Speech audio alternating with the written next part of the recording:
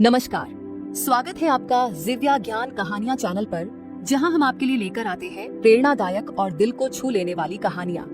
आज हम आपको एक ऐसी कहानी सुनाने जा रहे हैं जो हर संतान को यह एहसास कराएगी कि माता पिता का प्यार और त्याग अनमोल होता है। ये कहानी है बूढ़े माता पिता और अमीर बच्चे, जो आपको सोचने पर मजबूर कर देगी कि क्या हम अपने माता पिता के प्रति अपने कर्तव्यों को सही ढंग से निभा रहे हैं। आइए इस मार्मिक कहानी को शुरू करते हैं। गांव के एक छोटे से घर में रहने वाले रामलाल और सरला देवी ने अपनी पूरी जिंदगी अपने चारों बच्चों की भविष्य बनाने में लगा दी। उन्होंने खेतों में दिन रात मेहनत की, कभी अपना सुख नहीं देखा, बस अपने बच्चों को पढ़ा लिखा कर बड़ा आदमी बनाने का सपना देखा। उनके जीवन का एकमात्र लक्ष्य था कि उनके बच्चे अच्छी शिक्षा प्राप्त करें और अपने पैरों पर खड़े होकर सम्मान पूर्वक जीवन व्यतीत करें। रामलाल और सरला देवी के 4 बच्चे रवि, सुमित, निखिल और पूजा थे। वे सभी पढ़ने में होशियार थे और माता पिता की मेहनत रंग लाई।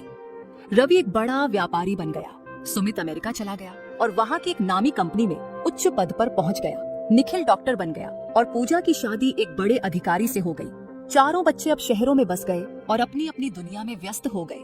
समय बीतता गया। रामलाल और सरला देवी अब बूढ़े हो गए थे। उनकी हड्डियां कमजोर हो गई थी, आंखों की रोशनी भी धीरे धीरे कम होने लगी थी। लेकिन उनके मन में एक ही आस थी कि उनके बच्चे कभी तो उनके पास आएंगे, उनसे बातें करेंगे, उनके साथ समय बिताएंगे। हर त्योहार पर वे बच्चों के आने की राह देखते, लेकिन कोई नहीं आता। कभी कभी वे फोन पर बात कर लेते, पर हर बार बच्चे यही कहते, पापा मम्मी अभी बहुत काम है, बाद में मिलते हैं। ये बाद में कभी आता ही नहीं था। वे दोनों अकेलेपन और उदासी में घिरते चले गए। उनकी खुशियां अब बस पुराने दिनों की यादों में सिमट कर रह गई थीं।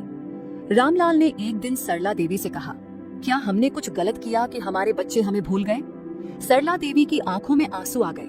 नहीं, गलती हमारी नहीं है, गलती इस दौड़ती भागती दुनिया की है, जहां भावनाएं अब पैसे से तोली जाती हैं। एक दिन रामलाल बहुत बीमार पड़ गए।